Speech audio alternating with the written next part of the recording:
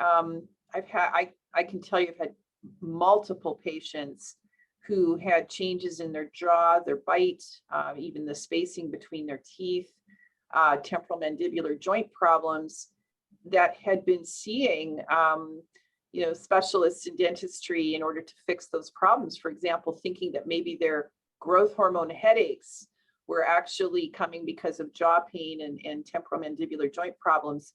I, at one point, had a patient whose dentist had proposed pulling all of his teeth out for false teeth to alleviate his symptoms. And about 2 weeks after that proposed procedure, which the patient had come to the pituitary center for an analysis or an assessment, and he was diagnosed with the growth hormone tumor, which was removed. And when it was removed, those symptoms were alleviated. So, adults, our teeth shouldn't change that much. Our jaw, our shape of our face, the jaw changes shouldn't happen as an adult. So when those are happening, the dentist really provides that continuity. People do go in every 6 months or every year.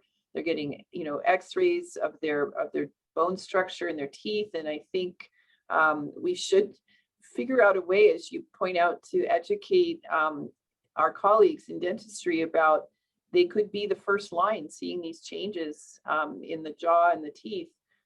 We did have a meeting a few years ago and discussed how we could do outreach to the American Dental Association. Do you do that at an annual meeting? Do you put together a pamphlet that you send out to dentists that they, as an educational tool in their office?